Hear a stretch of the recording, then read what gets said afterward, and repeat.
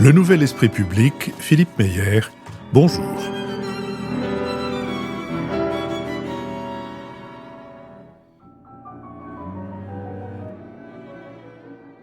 Bonjour, merci de nous avoir rejoints pour ce Nouvel Esprit Public au cours duquel nous allons tenter d'éclairer certains aspects de l'actualité avec Jean-Louis Bourlange, essayiste et ancien président de la Commission des Affaires étrangères de l'Assemblée nationale, Matthias Fekl, avocat et ancien ministre de l'Intérieur, Antoine Fouché, président de Quintet, société de conseil, et Béatrice Gibelin, directrice de la revue Hérodote et fondatrice de l'Institut français de géopolitique.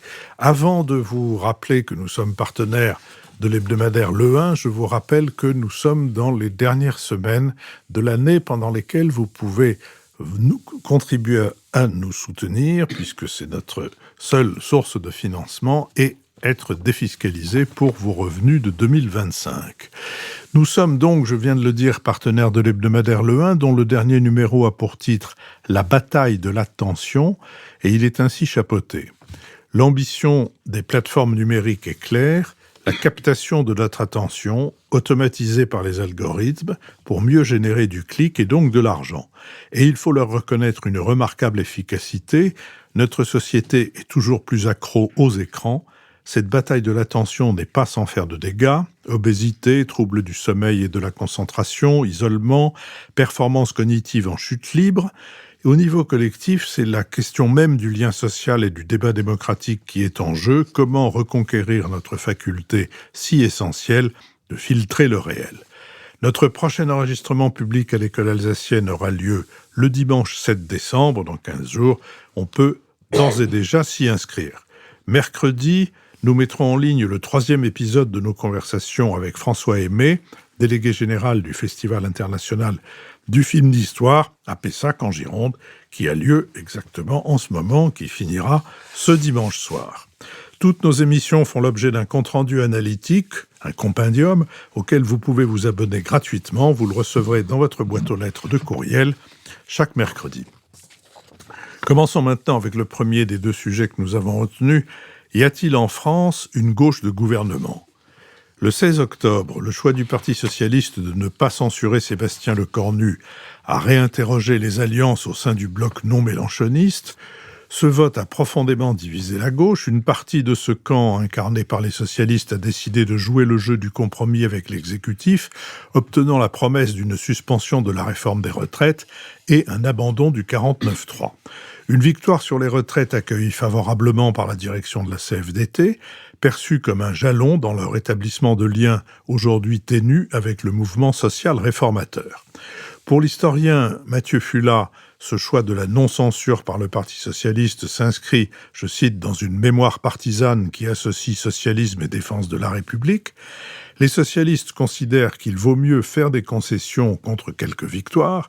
Une autre partie de la gauche, celle emmenée par la France insoumise, mais composée d'une écrasante majorité de députés écologistes et communistes, n'a pas souhaité épargner le gouvernement et entend voter la censure. Les insoumis, avec leur héritage de la gauche radicale, estiment que tout compromis est un piège. Dimanche dernier, à Pontoise, l'ancien Premier ministre Bernard Cazeneuve organisait un rassemblement présenté comme inédit des différentes composantes de la gauche réformiste, avec un casting qui ne manquait pas de présidentiable à 18 mois de l'échéance. Outre le président du mouvement La Convention, fondé en 2022, Bernard Cazeneuve lui-même, donc, après sa rupture avec le Parti socialiste, on comptait l'ancien président de la République, François Hollande, la présidente socialiste de la région Occitanie, Carole Delga, le député européen et coprésident de Place Publique, Raphaël Glucksmann. Une étude publiée par l'IFOP pour l'Opinion et Sud Radio le 30 septembre sur le premier tour de l'élection présidentielle de 2027 donnait une longueur d'avance à Raphaël Glucksmann par rapport à Jean-Luc Mélenchon et dans certains scénarios plaçait l'eurodéputé au second tour du scrutin face à l'extrême droite. Les participants à ce rassemblement de la gauche réformiste partagent un même refus obstiné de l'alliance avec la France insoumise. Ici, la culture du compromis continue de tenir lieu de boussole, en opposition à ce qu'ils nomment la gauche de l'outrance. Quoiqu'invité au rassemblement de Pontoise, le premier secrétaire du PS a privilégié la veille une autre rencontre, celle qui réunissait à Trappes la gauche dite unitaire, qui prépare l'organisation d'une primaire afin de désigner un candidat commun en 2027. PS, écologiste, Génération, l'après parti de Clémentine Autain est debout, celui de François Ruffin, autour de l'ex-première ministrable du nouveau Front populaire, Lucie Castetz. Mais d'une primaire, tous les participants au raout social-démocrate de dimanche à Pontoise n'en veulent pas. À 18 mois de la présidentielle, la gauche avance en ordre dispersé. Sur cette question, Antoine Fouché. Oui, merci Philippe. Il y a une première réponse à la question, y a-t-il une gauche de gouvernement qui pourrait consister à se dire, écoutez, oui, bien sûr, regardons le dernier demi-siècle, ou même les 45 dernières années. Depuis 1981, la gauche a gouverné 4 fois 5 ans, donc à peu près la moitié du temps sur 45 ans. Et donc, elle s'est parfaitement inscrite dans l'alternance gouvernementale, et quand elle est au pouvoir, elle assume sa responsabilité. Mais pourquoi la question reste, malgré ce constat historique rapide ? Parce que quand on regarde, c'est la question des retraites, en fait, je pense, ces dernières semaines qui remet cette question-là sur le devant de la scène, parce que la gauche française est la seule en Europe, et peut-être en Occident, mais en Europe, j'en suis sûr, en Occident, je ne sais pas, à s'accrocher à quelque chose d'absolument impossible, et qui est le fait de ne pas travailler un peu plus longtemps pendant la vie et à s'adapter à l'allongement de l'espérance de vie. Et ça, du coup, ça pose la question d'un décalage spécifique français de la gauche française et pas européenne, par rapport à cette question-là. Et si on veut l'éclairer, je pense que ça tient et à la gauche en France, la spécificité de la gauche en France, et la spécificité de la question des retraites en France. La spécificité de la gauche en France, me semble-t-il, c'est un peu ma marotte, mais j'y tiens, c'est que elle est porteuse d'une promesse impossible qui remonte à la Révolution française et qui est, comme Furet disait, une absolutisation de la politique, c'est-à-dire le fait que la politique se substitue à la religion. Et que donc le paradis, ou la parousie, on peut l'appeler comme on veut, n'est plus à attendre d'une vie après la mort, mais bien sur Terre, et on peut le faire grâce à la politique. Il me semble d'abord, il n'y a qu'en France que cette promesse politique est aussi intense, et en France, c'est la gauche qui la porte. Et donc, elle est héritière de cette promesse qui, même si la révolution est terminée, comme disait Furet il y a 40 ans, pas complètement dans l'intensité et la promesse qu'elle porte. Maintenant, la retraite. Pourquoi est-ce que ça se focalise sur la retraite ? Parce que justement, là aussi, je pense que la retraite, c'est la dernière trace de la promesse d'égalité de la Révolution. Parce que qu'est-ce que c'est qu'être à la retraite en France ? C'est pas une assurance vieillesse, comme on l'a dit, la sécurité sociale en 1945. C'est une vingtaine d'années, pour la majorité des gens, pas tous, mais une vingtaine d'années, à 90% en bonne santé, sans maître. On sort grâce à la retraite en France, au début du XXIe siècle, on sort de la cascade de mépris qui définissait la société française selon Marivaux et dont on est encore un peu dedans, pour intégrer une égalité de statut. Tous les retraités sont égaux et ils n'ont plus de maître puisqu'ils ne travaillent pas. Donc, ils ne rendent compte à personne de leur activité. La retraite en France, c'est une forme de réalisation de cette promesse d'égalité de statut et donc de réalisation de cette promesse de la Révolution, me semble-t-il, dans la vie concrète. Alors, et il me semble que du coup, la spécificité de la gauche plus la spécificité de la retraite fait que ça se focalise aujourd'hui. La gauche se bat pour cette préservation de ce qu'on appellerait aussi un acquis social, alors que dans tous les autres pays, me semble-t-il, en Europe, la gauche européenne explique de façon responsable à ses propres troupes qu'il faut qu'on travaille plus longtemps pendant la vie. Dernier point, qui est... et donc maintenant, qu'est-ce que ça va donner ? Moi, pour ouvrir la discussion, enfin pour poursuivre la discussion, et lancer la discussion sur ce point-là, je ferai l'hypothèse, mais évidemment à débattre, que le 21e siècle, peut-être, serait ou sera un siècle de dextrisme, c'est-à-dire que au fur et à mesure des années ou des élections, tout le monde va être poussé vers la droite, alors que en opposition au sinistrisme du 19e siècle et du 20e siècle, où au fur et à mesure des élections, tout le monde devenait plus à gauche. Pourquoi est-ce que je dis ça ? Parce que il y a quelque chose qui s'est passé il y a quelques jours au Parlement européen, qui est que pour la première fois, le PPE a rompu son alliance avec la gauche européenne pour aller avec l'extrême droite européenne.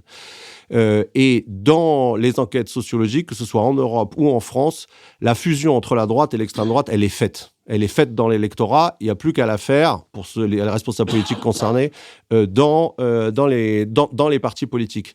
Et donc, quand on regarde les sondages, comme la gauche, depuis 3 ans, fait 30% de l'électorat, gauche plus extrême gauche, et la droite, c'est 44%, et qu'on a un mouvement de rebascule vers la droite, si ce mouvement-là est le début de quelque chose de long, qui va durer plusieurs décennies, alors on peut se poser la question de savoir si la gauche telle qu'on l'a connue, la gauche plurielle, la gauche de 81, même la gauche de 2012, est-ce qu'elle, dans les décennies qui viennent, est-ce qu'elle reviendra un jour au pouvoir ? C'est pas sûr.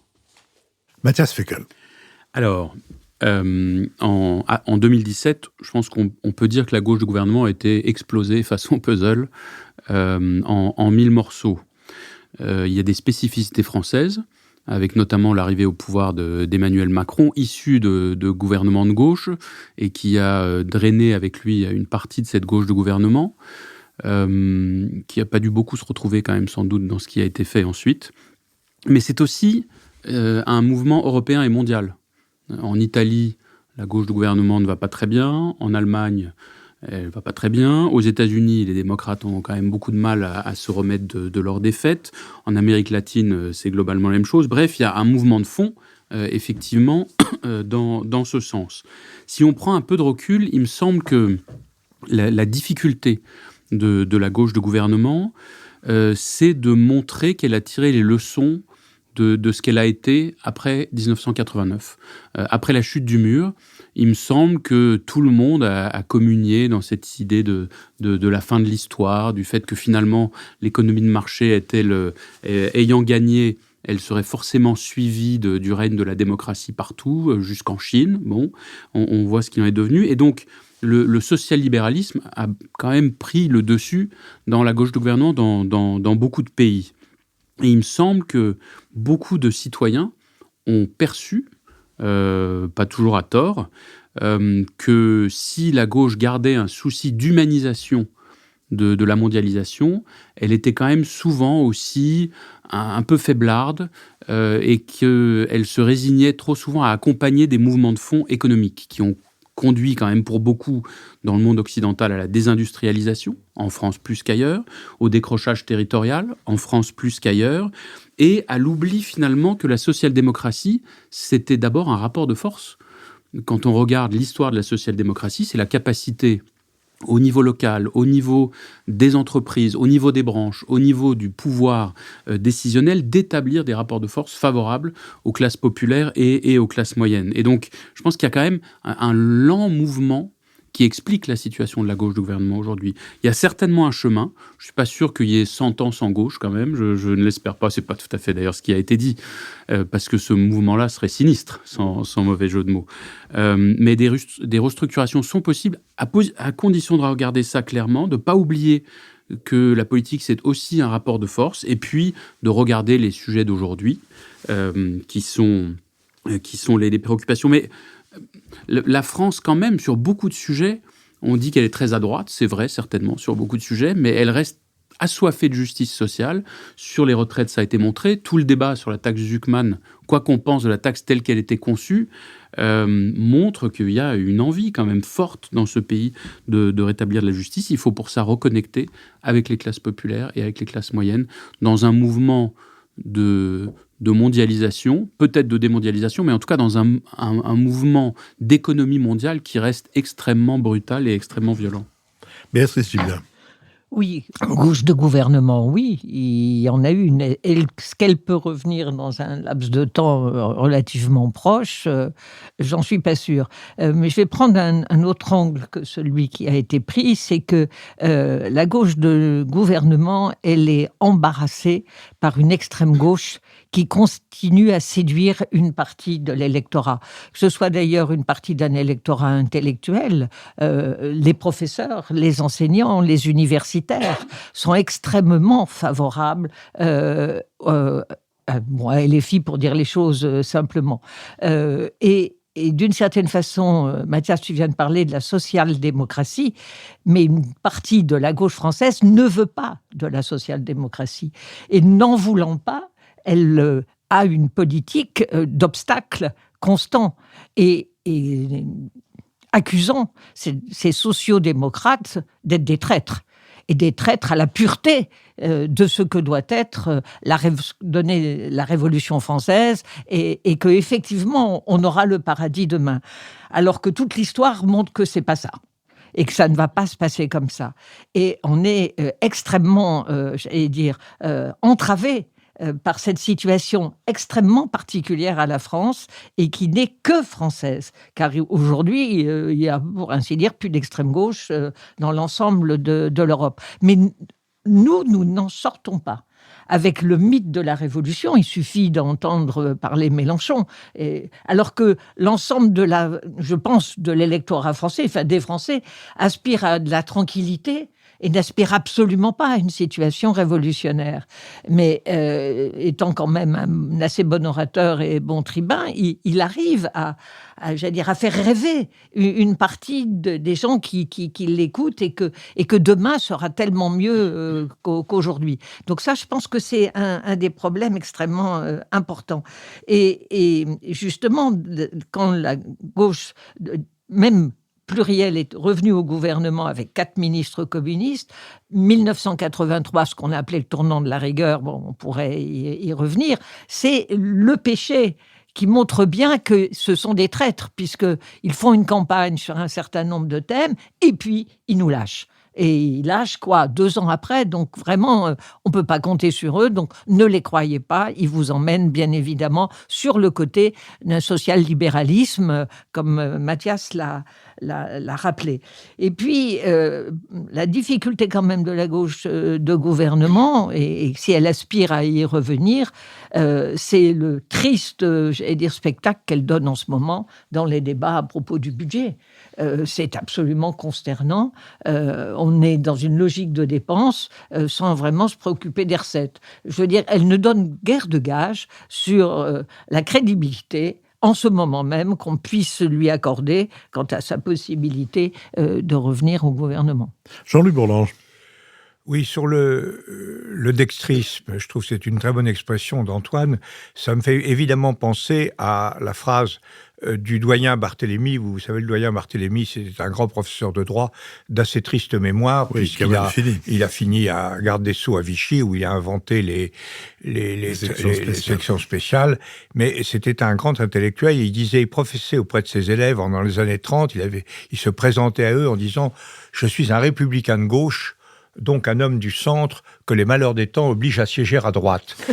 Et moi, j'ai tendance à dire, en écoutant Antoine, que c'est exactement l'inverse. Je suis un homme de droite, un républicain de droite, c'est-à-dire un homme du centre, que les malheurs du temps vont m'obliger de siéger à gauche. C'est exactement l'évolution. Je crois qu'il y a vraiment quelque chose. C'est la première remarque. La seconde remarque, qui est... je crois que vous employez toujours l'expression de social-démocrate. C'est une expression impropre.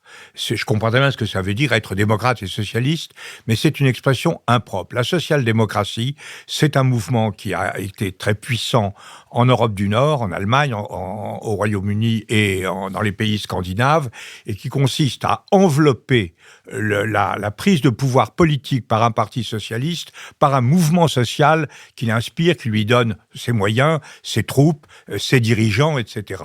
Jamais en France, on a eu une évolution de cet ordre.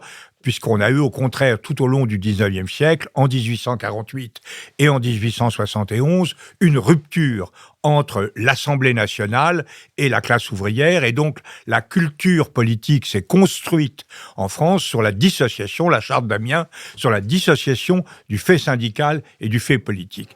Et ça pose un problème, à mon avis, je vais dire quelque chose, je sais pas, ça va peut-être faire hurler d'indignation Mathias, mais je pense que le problème, c'est que le Parti socialiste n'existe pas, n'a jamais existé. En termes idéologiques. C'est un imaginaire. En réalité, quand vous regardez l'histoire du Parti socialiste, vous voyez trois forces qui... Alors c'est très important, le Parti socialiste, ça donne des hommes remarquables. Mathias maintenant, Léon Blum avant. Donc, n'en jetez plus.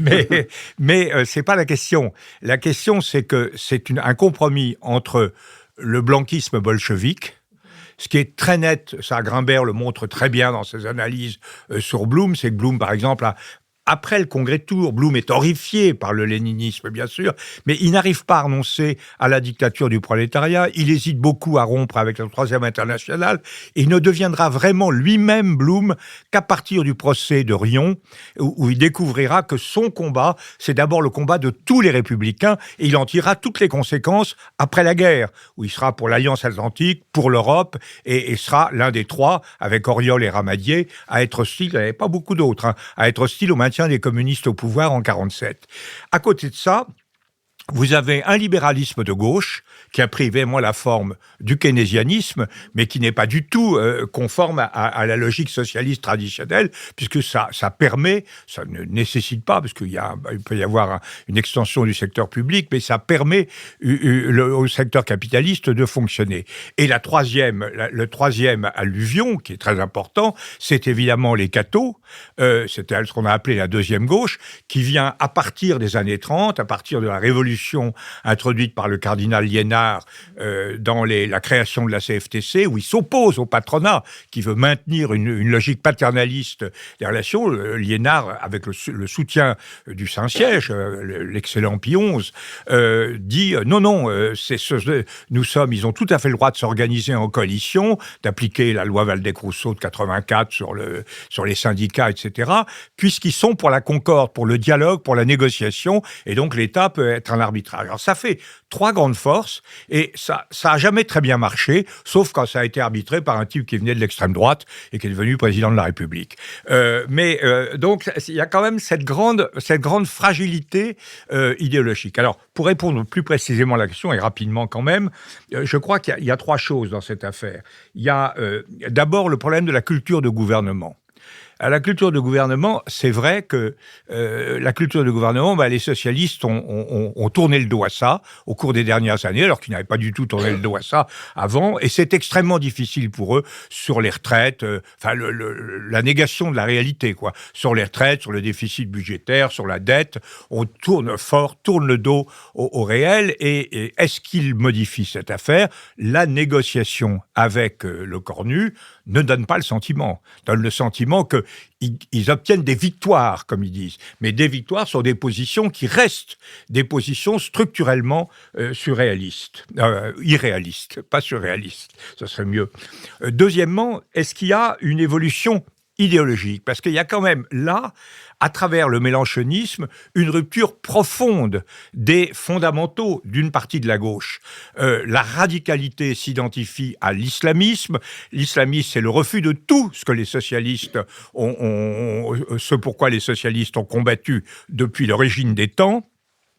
C'est le refus de la laïcité, le refus de l'état de droit, le refus du pluralisme, tout un ensemble de choses, et qui les prend vraiment aux tripes, et ils ont énormément de mal à s'en dégager. Le seul qui paraisse désireux de s'en dégager clairement, c'est Glucksmann, bien sûr, et il est effectivement en suspicion profonde.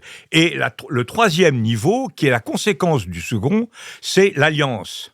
C'est-à-dire qu'en réalité, si Macron a été élu sur la base idéologique et politique qui a été la sienne, c'est parce que la droite tournait à l'extrême droite et que la gauche tournait à l'extrême gauche. En revanche, la conjonction du centre droit et du centre gauche, libérale sociale européenne, pour parler le langage classique de l'UDF, de Giscard ou de Barre, elle permettait la conjonction de ces affaires-là. Alors Macron a échoué pour différentes raisons qu'on ne va pas analyser aujourd'hui, mais ce qui est très frappant, c'est à quel point Glucksmann reprend potentiellement les cartes du macronisme. Il est exactement dans la situation de Macron à la veille de l'élection présidentielle, de la première élection présidentielle. C'est-à-dire, il est de gauche et il ne peut fonctionner, ça ne peut marcher qu'en reconstituant un accord avec le centre et en rompant avec LFI. Et c'est là où on retrouve effectivement la vérité première. Alors, sur ces 3 points, culture du gouvernement, virage idéologique et modification des alliances, je crois qu'on est loin du compte. Oui, il reste aussi la question des hommes, dont on commence à voir au travers, que soit les uns ou les autres, le dernier qui est enfin apparu, me semble-t-il, clairement pour ce qu'il est, c'est-à-dire un ectoplasme, étant Raphaël Glucksmann. Antoine Fouché. Je voudrais prendre au sérieux la provocation de Jean-Louis quand il dit le Parti socialiste n'existe pas. Parce que je pense que ça rejoint et l'aspiration à la restructuration qu'a évoqué Mathias et ce qu'a évoqué aussi Béatrice sur le fait que une partie de la gauche n'arrive pas à se défaire de l'accusation de traîtrise de la part de l'extrême gauche. Et je pense qu'en fait, ça, c'est le même sujet. Ces 3 questions sont un seul et même sujet que, si on prenait un gouvernement, une approche psychanalytique, on pourrait dire, c'est la question du surmoi de l'extrême gauche en France et sur la gauche française.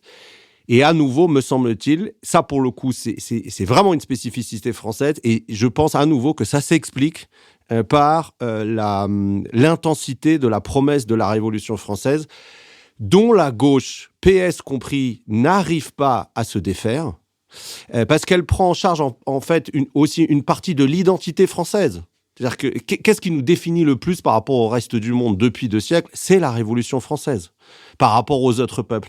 Et donc la gauche a pris en charge depuis 2 siècles une partie de notre identité nationale.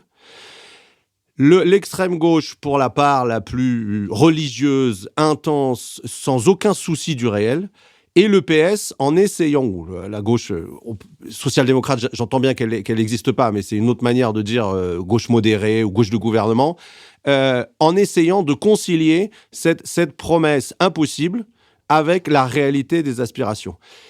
Et à mon avis, la restructuration que Mathias appelle de ses voeux, elle ne verra jamais le jour si la gauche modérée, social-démocrate, on peut l'appeler comme on veut, ne rompt pas en expliquant aux Français ne rompt pas avec cette promesse religieuse ou cette religion qu'est la Révolution française sur le point le plus fondamental qui est que non, la politique, elle ne changera pas la vie.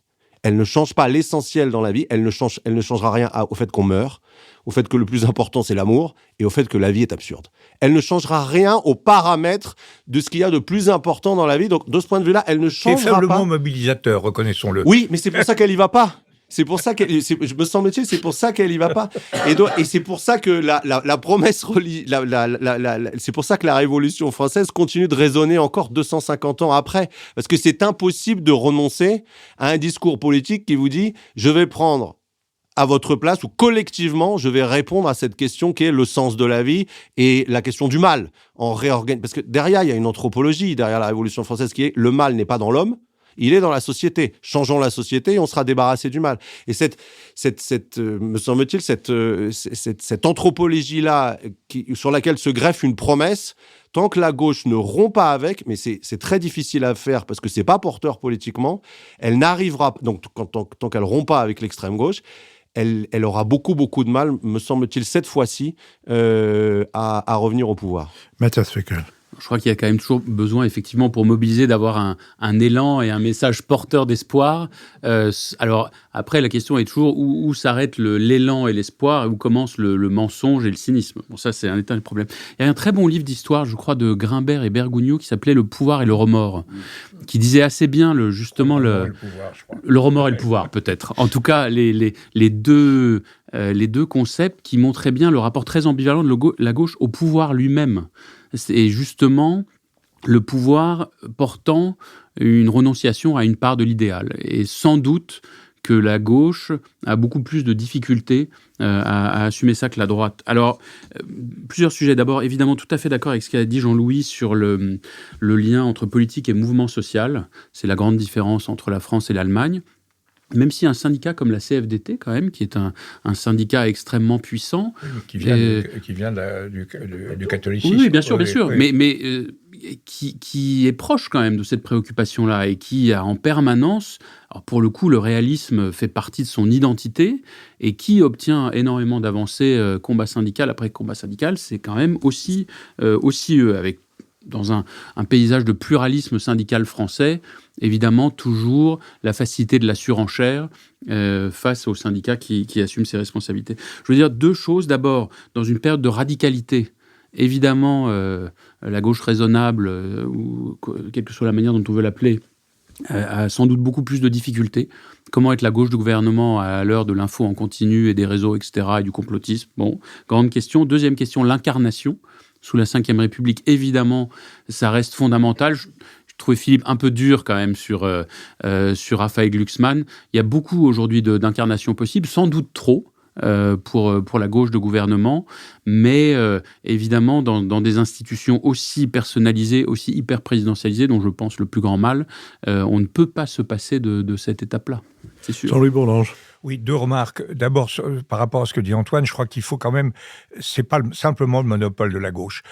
L'eschatologie politique, c'est fondamental, religieuse et politique, et c'est fini depuis 20 ans. Elle a pris 3 formes. Elle a pris la forme libérale scientiste à l'époque de Ferry, et Ferry d'ailleurs souffre, j'ai beaucoup lu Ferry ces temps-ci, il sent bien qu'il a un problème avec la mort. Deuxièmement, c'est ce que dit Furet de façon très claire, l'eschatologie bolchevique, qui sort directement du jacobinisme, et l'eschatologie chrétienne. Et alors, les uns sont dans l'horizon temporel, dans l'horizon politique, l'autre reste là. Mais les trois sont frappés. Le scientisme a été le premier à être frappé tout au long du XXe siècle. Le bolchevisme, évidemment, dans les conditions effroyables qu'on connaît. Et le catholicisme, l'effondrement de la pratique religieuse, fait que nous sommes vraiment une société qui est désertée par l'espérance finale. Et ça, cette conjonction de toutes les forces, c'est quelque chose de très difficile à vivre. La seconde chose que je voulais dire, je l'ai oubliée. Très bien, écoutez, nous reviendrons dès que vous l'aurez retrouvé. Béatrice Gibelin. Oui, moi je voudrais simplement dire, quand vous dites toute la société est maintenant désemparée par cette absence d'espérance, pas toute la société. On a une partie de conviction religieuse, et ce sur quoi joue d'ailleurs aussi LFI, qui reste dans cette eschatologie révolutionnaire, c'est l'islam et l'islamisme, où ils sont absolument convaincus, pour ceux qui sont des radicaux musulmans, que effectivement ils sont dans une logique eschatologique, eux. Et il y a un point commun entre les deux. Bien sûr.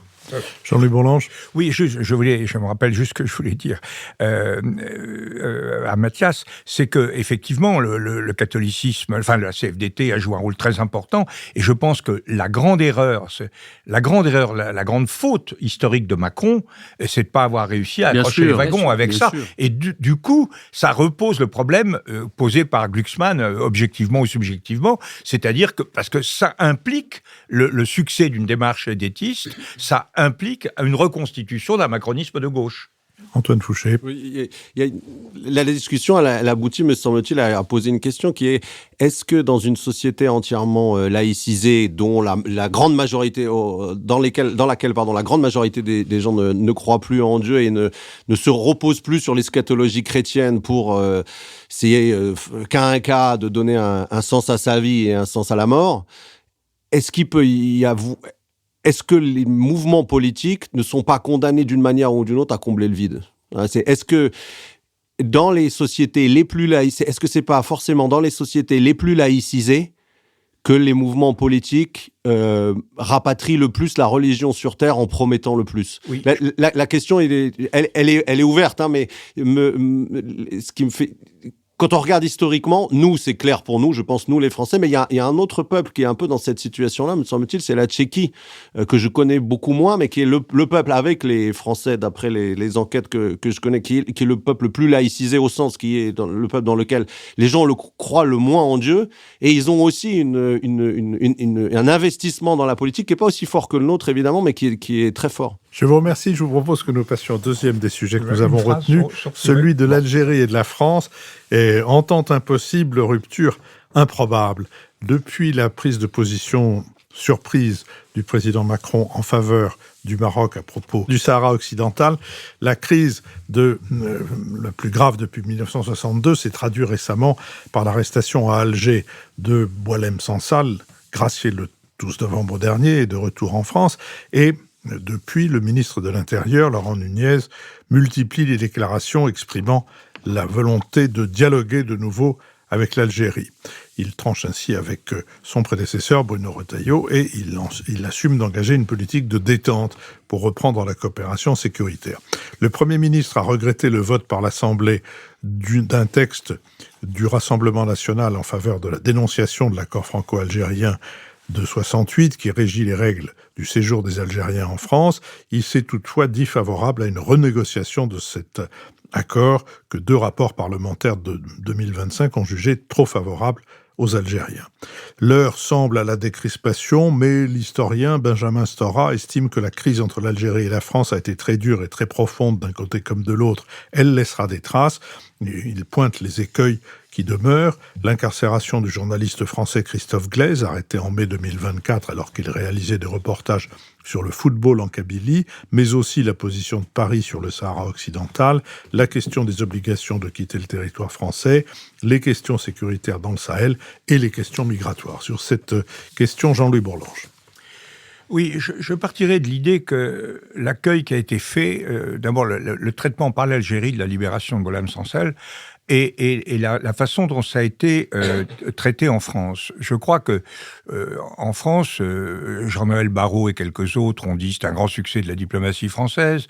La plupart des observateurs ont dit les Algériens nous ont humiliés. En passant par l'Allemagne. Moi, je crois que c'est très très significatif de quelque chose. Ça ne mérite pas ni les cocoricots, d'ailleurs Jean-Noël ne fait pas tellement de cocoricots, ni en tout cas la condamnation, parce qu'en réalité, ça prouve à la fois la nécessité pour l'Algérie de sortir de ce mauvais pas, donc de céder à la demande française, et en le faisant de telle manière que le président Macron ne puisse pas s'en prévaloir comme d'un succès. Donc on libère le gars et on fait un pied de nez. C'est très typique de l'embarras dans lequel se trouve l'Algérie vis-à-vis de nous. Et de ce point de vue-là, c'est pas du tout un succès pour la France, mais c'est une marque de rapprochement partiel, puisque le journaliste Louis Glaise reste pour l'instant enfermé. C'est un signe, c'est un geste conçu de telle manière qu'on ne puisse pas faire cocorico là-dessus. C'est comme ça qu'il faut, à mon avis, l'analyser. Et ça, la deuxième observation, c'est que ce qui est frappant depuis 1 an en France, depuis l'arrestation de Boualem Sansal, c'est l'attitude extrêmement, malgré Retailleau, qui était isolé au sein du gouvernement, c'est l'attitude très tolérante à la fois du président de la République, du ministre des Affaires étrangères, du gouvernement, et après de M. Nunez, c'est la volonté de décélérer, de ne pas monter en l'escalade, alors qu'on a vraiment un dossier solide. Hein. Les Algériens se fichent de notre pomme depuis pas mal d'années, ne respectent absolument pas leurs paroles en termes de récupération des OQTF. Eh bien, malgré tout, l'accord de franco-algérien de 68 est évidemment assez profondément déséquilibré. Enfin, tout ça n'est pas satisfaisant. Malgré tout, nous avons comme de même que l'Algérie, les Algériens qui ne nous aiment pas, ont maintenu une relation prudente. Eh bien, c'est la même chose de notre côté, où nous avons à peu près, sauf effectivement ces emballements de l'Assemblée nationale qui nous habituent à beaucoup d'emballements en ce moment sur cette résolution, mais on a vraiment tenu la ligne de savoir non, nous voulons avoir une attitude pacifiée avec l'Algérie. Et c'est quand même très, très significatif. Pourquoi ? Parce qu'il me semble que c'est de part et d'autre l'intérêt de chacun. Pour l'Algérie, on voit bien les déboires de la situation algérienne. Le principal, ça a été quand même le fait d'avoir été lâché par les Russes et les Chinois sur l'affaire du Sahraoui. Ils se sont quand même trouvés complètement isolés. La deuxième chose, c'est que dans l'ensemble moyen-oriental, arabe, ils sont là aussi isolés, parce que le pacte d'Abraham, notamment avec la signature du Maroc, et puis, non pas la signature de l'Arabie saoudite, parce que le prince héritier prend soin de ne pas insulter la rue saoudienne, mais enfin, c'est pas très différent, ce qui fait... le Qatar, l'influence, la réussite assez réelle, provisoirement, de Trump dans cette zone, fait que les Algériens sont en situation difficile. Ils sont en situation difficile avec leurs frontières sud, avec le Mali, etc. Bon, c'était bien gentil de taper sur la France, mais c'est nous qui faisions le travail, et maintenant qu'il est plus fait au Mali, il y a quand même toute cette pression. Et donc, ils sont extrêmement embarrassés sur tous ces plans. Nous avons 900 000 personnes, 900 000 Algériens chez nous, nous avons une relation extrêmement étroite, nous avons des coopérations sécuritaires qu'il faut rétablir, et nous estimons que donc, s'il y a un petit effort du côté des OQTF et de quelque chose comme ça, il faut maintenir, parce qu'on a une relation particulière. Donc je conclurai en disant que, en réalité, ce couple a cessé d'être central. C'était le couple, c'était le partenaire de la France, et la France était le partenaire de l'Algérie. Nous ne sommes plus, comme dirait Pascal, au centre des choses. Cette relation est au milieu des choses, et pas au centre. Mais ce couple me fait penser à un couple de petits commerçants, le mari, la femme, qui s'entendent, je ne me sexualise pas, qui s'entendent très mal, qui se bagarrent tous les jours, mais qui maintiennent leur union parce qu'ils tiennent le commerce ensemble et qui sont confrontés avec la montée des grandes surfaces à côté. Eh bien, je crois que c'est à peu près ça, l'état des relations franco-algériennes. Béatrice Diblain. Oui, dans ces relations franco-algériennes, c'est une situation post-coloniale qui est extrêmement compliquée. Alors, il n'y a pas eu que l'Algérie, mais il n'y a eu qu'avec l'Algérie qu'on a eu une colonisation de peuplement. C'est la seule, avec cette histoire-là, une conquête qui a été une conquête longue et difficile, atroce. Et une décolonisation atroce. Qui a été tout aussi difficile et atroce. Et je dirais parfois des deux côtés.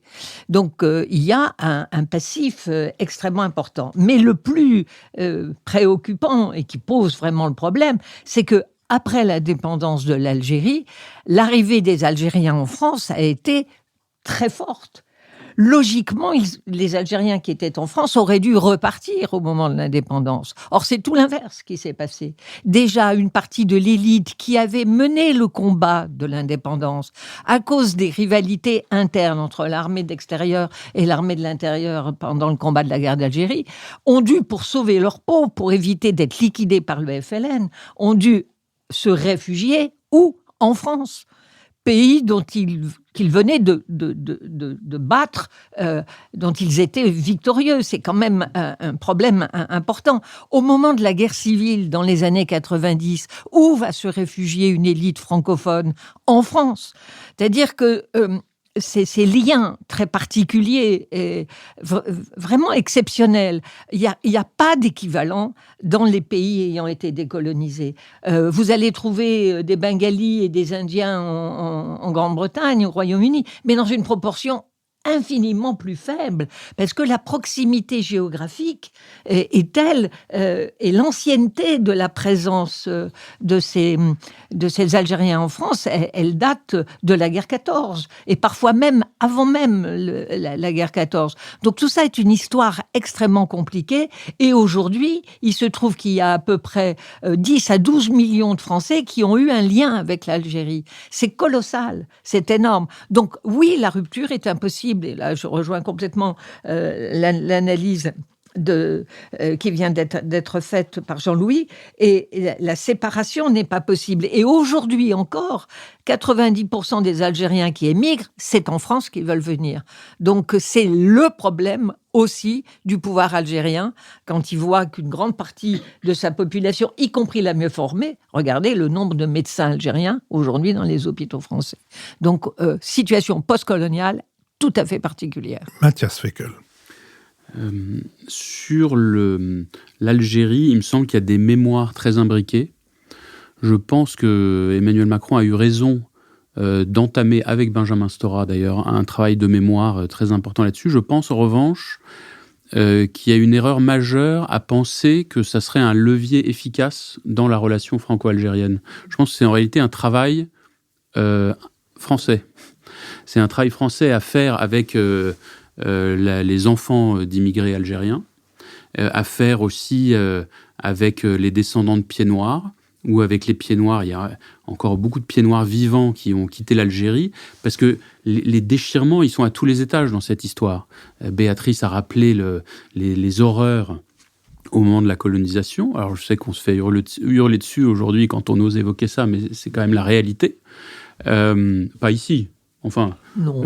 Globalement. Donc, les horreurs de la colonisation, mais aussi le déchirement qu'a représenté pour beaucoup de pieds noirs, souvent très modestes, qui n'étaient pas des grands colons, le départ d'Algérie et le déchirement que ça représente encore aujourd'hui, la mémoire des harkis. Donc, il y a quand même énormément de choses qui se chevauchent et qui, à mon avis, sont un peu dans l'inconscient français et qui sont aujourd'hui extrêmement importants, y compris comme ressort de vote, d'ailleurs. Bon, ça, c'est le premier point. En revanche, penser que ça serait un levier efficace sur le régime algérien, ça me semble une erreur complète, et d'ailleurs la suite l'a bien montré. Premier point. Deuxième point, quand on sort de cette histoire tragique et du passionnel, il y a toute une série de dossiers d'actualité brûlants, de coopération interétatique, qui avaient été quand même bien mis à mal ces dernières années. Et le ministre de l'Intérieur récemment en a évoqué certains, notamment la coopération antiterroriste, la coopération sécuritaire, qui me semble majeure. Il y a la question de la reprise des OQTF. Là-dessus, évidemment, la situation actuelle ne fonctionne pas. Mais tout ça se fait avec l'Algérie plus qu'avec aucun autre pays, sur un fond passionnel qui fait que la moindre question technique devient immédiatement un sujet politique au sens le plus profond du terme. Antoine Fouché. Oui, moi, n'étant pas un spécialiste loin de là de ces sujets, ce qui m'a frappé en lisant les articles pour préparer l'émission, c'est qu'il y a un consensus de beaucoup d'observateurs pour dire que c'est la crise la plus grave avec l'Algérie depuis 1962. Et donc, la question qu'on peut se poser, c'est pourquoi est-ce que ça arrive maintenant ? Et une hypothèse à mettre sur la table, c'est que c'est la première fois, parce que ça commence il y a un an et demi. C'est compliqué de pas se demander dans quelle mesure la fixation française de la part de Bruno Retailleau sur l'Algérie et l'immigration a pas déclenché quelque chose. Je dis ça parce que il y a de la part des Algériens depuis la décolonisation, il y a cette idée, ce que Macron appelle la rente mémorielle, de dire que s'ils sont dans une situation qui est difficile, c'est de la faute des Français. Mais j'ai l'impression qu'avec Bruno Retailleau à l'intérieur, c'est la première fois que les Français ont dit en miroir, si nous sommes dans cette situation difficile, c'est à cause de l'Algérie et à cause de l'immigration algérienne. Parce qu'il y a quand même tout à l'extrême droite et de plus en plus à droite, cette idée que les difficultés françaises ne tiennent pas aux Français, mais tiennent à la vague migratoire qui arrive en France et qui est la principale responsable de nos problèmes de finances publiques, de nos problèmes d'identité, de nos problèmes de positionnement dans la mondialisation, etc., etc.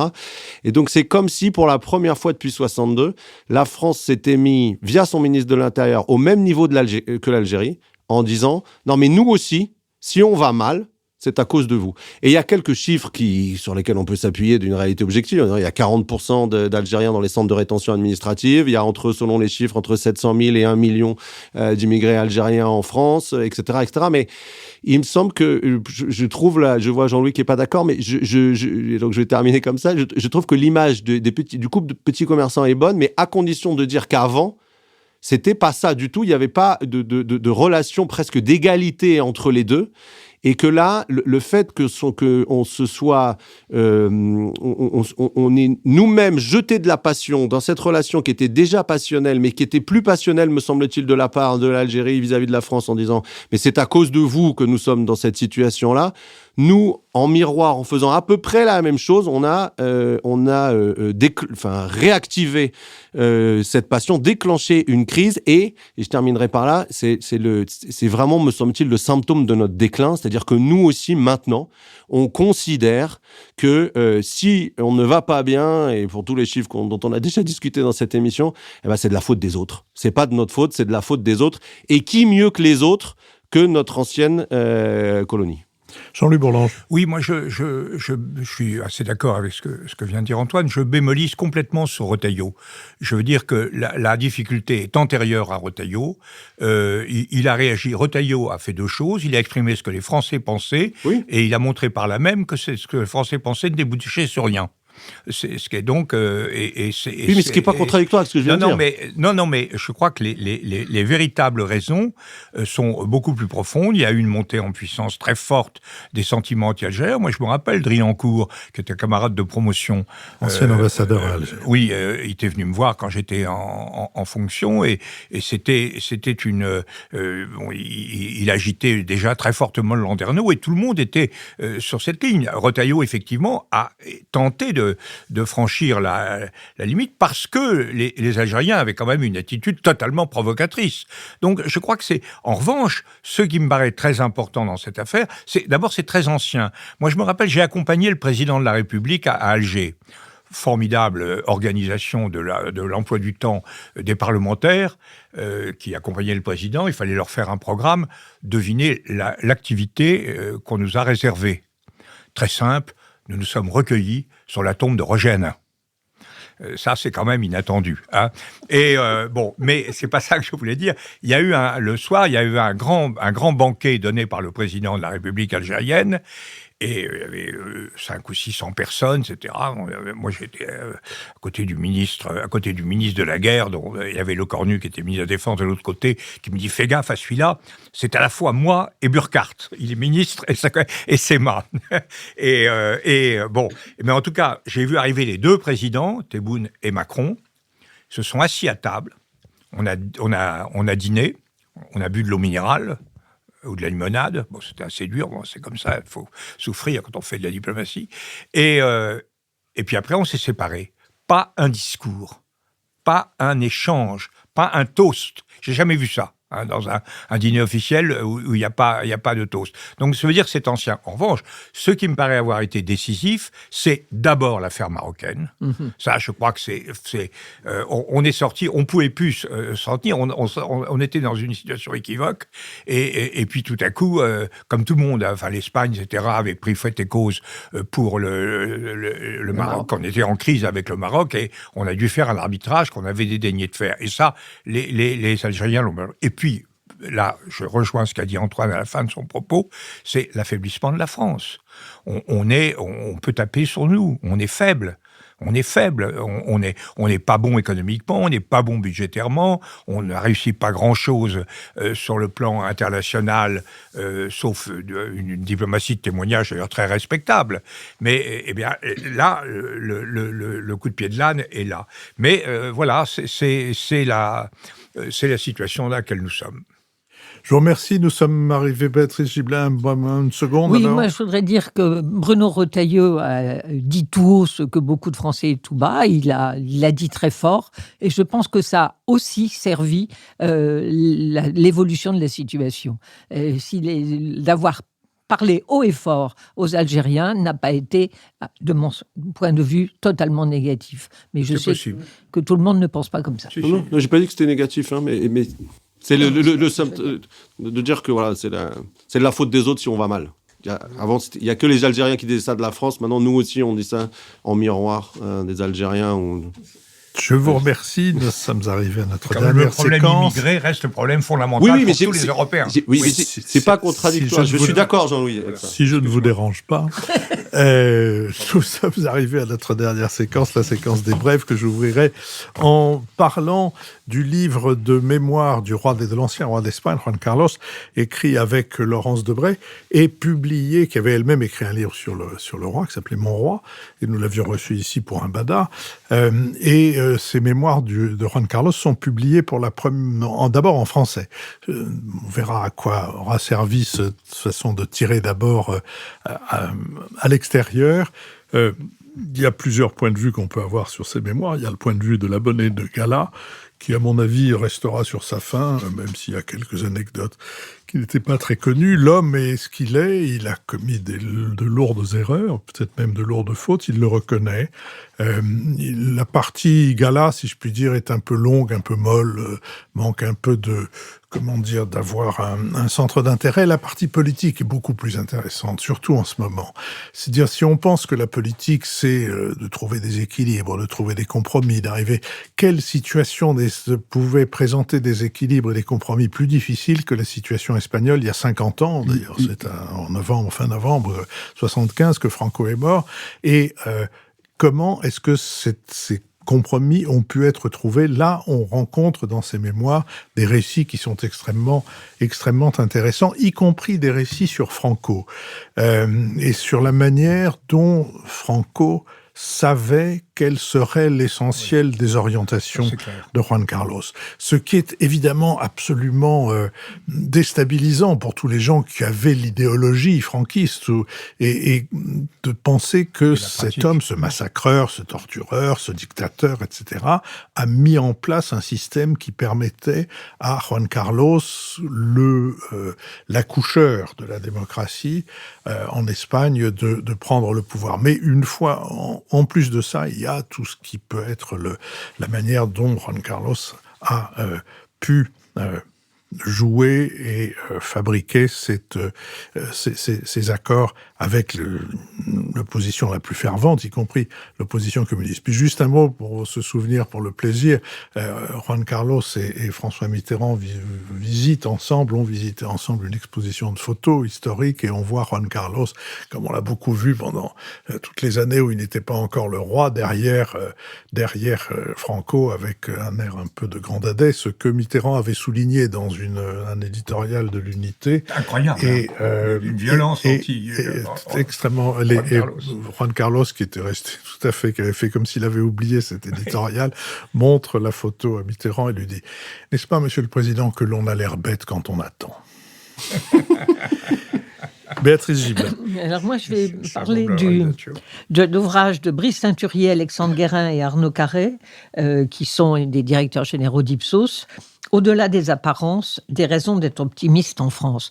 Comme il n'y en a pas beaucoup, comme on passe son temps à nous dire qu'on est dans le déclin, que ça vient d'être rappelé aujourd'hui, essayez de regarder les choses un petit peu d'une autre manière. Et c'est en fait une réponse aux travaux de Jérôme Fourquet sur l'archipel français, qui est du concurrent direct, puisqu'il s'agit de l'IFOP. Donc ce qui est très intéressant, alors c'est très bien fait, ils ont effectivement une masse de données, mais c'est intéressant quand on a lu les travaux de Jérôme Fourquet, que je connais très très bien, il a été mon étudiant, et de la même façon Brice Teinturier, c'est quelles questions on pose, comment on les pose, et après, comment on les interprète.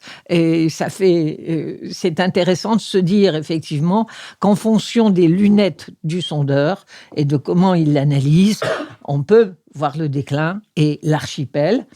Et j'avais dit à Jérôme Fourquet, un archipel peut faire un ensemble politique national, à l'exemple du Japon, qui tient très très bien. Voilà. On peut ajouter aussi en fonction de la manière dont ce sera reçu par les médias. Est-ce que c'est évident que la prévision la plus pessimiste a le plus grand succès. Incomparablement. Oui, moi je recommanderais l'enquête roman de Roberto Saviano sur le juge Falcone, Giovanni Falcone.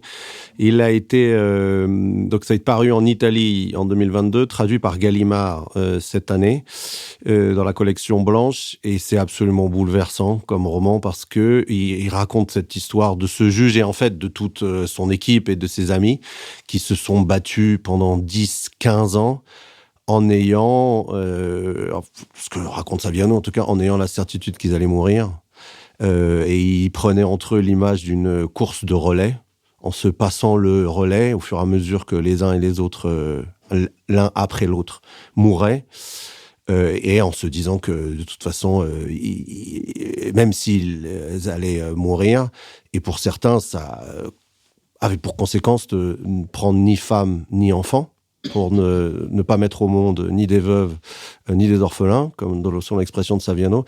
C'est absolument bouleversant parce que c'est un courage extraordinaire et ça résonne particulièrement avec l'assassinat de Mehdi Kessassi à Marseille, parce que quand on écoute Saviano qui a pris la parole très très récemment pour parler de Marseille, lui il fait un parallèle entre ce qui s'est installé à Marseille et ce qu'il y avait en Sicile dans les années 80. Mathias Fekl. Je recommande le Tocqueville de Françoise Méloniaux chez Gallimard. Françoise Méloniaux a consacré sa vie à l'œuvre de Tocqueville. Elle en est l'une des meilleures spécialistes en France et je pense dans le monde. C'est une biographie très, très dense, remarquable, qui replace Tocqueville dans son milieu, l'aristocratie, contre laquelle, en partie, il pense l'avènement d'une société de liberté. Elle le replace aussi dans son temps, la France du 19e siècle, qui est une période de transition après la Révolution. Elle montre l'élu normand, ancré dans son territoire, aimé de ses électeurs. Puis elle fait comprendre le penseur, à la fois le grand penseur de la démocratie et des libertés, et puis le fin connaisseur de la société américaine. Donc pour toutes ces raisons, il me semble que c'est un livre de grande actualité. Jean-Louis Bourlanges. Oui, il faudrait faire écho d'abord à ce qu'a dit Philippe sur Juan Carlos. J'avais un collègue europarlementaire qui était un ancien franquiste rallié à Aznar et qui m'avait donné 2 anecdotes qui me paraissent illustrer ce que disait Philippe. La première, c'est que Juan Carlos voulait, à la fin du règne de Franco, lui avait demandé d'accéder au Conseil des ministres. Et Franco lui avait dit non, monseigneur, non. Les choses seront très différentes dans votre temps et ça ne vous aidera pas d'avoir participé à mes conseils. Première chose. Et la seconde chose que je trouve admirable, il lui a dit un jour, monseigneur, je n'ai qu'un conseil à vous donner. Faites comme moi, ne faites pas de politique. Et alors là, ma brève sera pour recommander le livre. Évidemment, je m'associe complètement à ce qu'a dit Mathias sur Françoise Méloniaux et Tocqueville, mais je voudrais recommander le livre de Christophe Bellon, Waldeck-Rousseau. Christophe Bellon avait fait un bon livre sur Aristide Briand. Et là, Waldeck-Rousseau, c'est le grand inconnu de la République. C'est pourtant une personnalité fondamentale. C'était l'idole de René Coty. C'était aussi une référence très profonde pour Valéry Giscard d'Estaing. Et je crois que dans ce milieu républicain des débuts de la Troisième République, auquel nous devons énormément de choses en matière de liberté, notamment, Waldeck-Rousseau est une figure essentielle, peut-être plus intéressante à certains égards que Ferry même.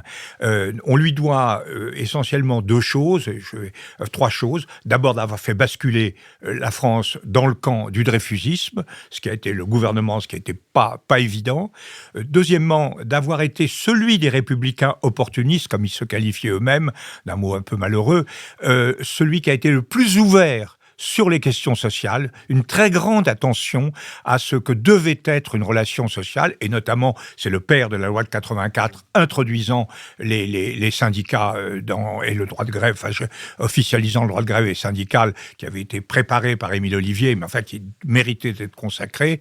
Et puis, troisièmement, et ça c'est très très intéressant, c'est que son approche de la laïcité était sans doute plus ouverte que celle de Ferry, et qu'il a tenté, au moment où il a fait voter la grande loi sur les associations, parce que c'est le plus tocquevillien, en fait, il croit au corps intermédiaire, il croit aux collectivités, il croit aux associations, comme Tocqueville, et au moment où il fait ça, il essaie de réintégrer les congrégations, et là, c'est la majorité qui sera une majorité radicale. À partir de 98, elle est de plus en plus dominée par les radicaux, qui aboutira au gouvernement d'Émile Combes, et quand il se retire, pour des raisons de santé en particulier, il est absolument accablé par la façon dont Émile Combes gère tout ça. Donc c'est une figure de modernisation, de liberté et de rassemblement de l'ensemble des Français. Je crois qu'il est bon de lui rendre hommage. Merci à Sophie Jacquin, avec qui cette émission a été préparée, à Benoît Carré, qui va en assurer le compendium, à Nicolas Tourneau, qui veille à notre site, tandis qu'Olivier Magloire veille aux questions qui tournent autour des plateformes de financement. Adrien Beccaria a enregistré notre conversation pour le studio L'Arrière-Boutique, et Nouvelles Écoutes et Julien Neuville produisent le Nouvel Esprit Public. Rendez-vous mercredi pour un nouvel épisode de mes conversations avec le délégué général du festival Film et Histoire de Pessac, et dimanche prochain pour un nouveau Nouvel Esprit Public.